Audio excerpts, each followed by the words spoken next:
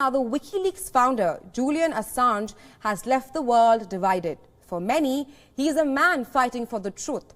But for many critics, Assange is a criminal who endangered lives.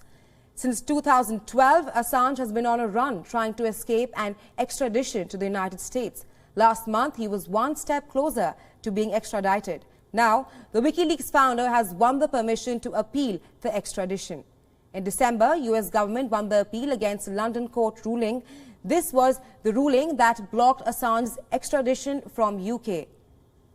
But soon lawyers for Assange challenged the decision, arguing that the country's highest court should rule on points of law of general public importance.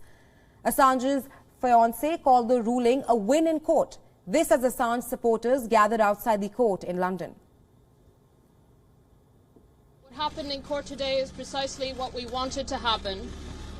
The High Court certified that we had raised point of law of general public importance, and that the Supreme Court has good grounds to hear this appeal.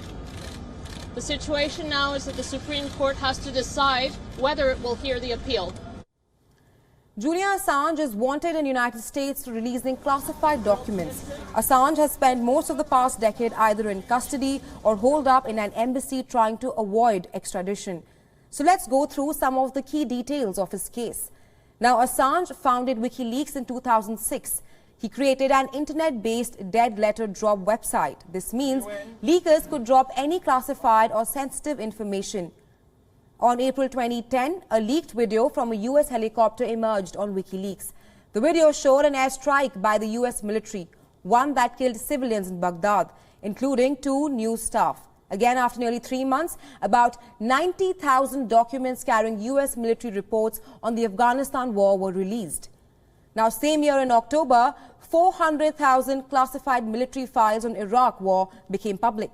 This was followed by release of thousands of diplomatic cables. This included candid views on foreign leaders and blunt assessments of security threats. Now, in 2012, a ruling said that Assange could be extradited to Sweden, so Assange took refuge in Ecuador's embassy in London. Left-wing President Rafael Correa granted him asylum in August. But things changed in 2019. Ecuador revoked his citizenship on April 10th. The very next day, he was dragged out of the embassy in London. In January last year, a London court blocked his extradition. Currently, the WikiLeaks founder is still behind bars. Earlier, the US State Department charged Assange with violating the US Espionage Act. This for publishing military and diplomatic files in 2010.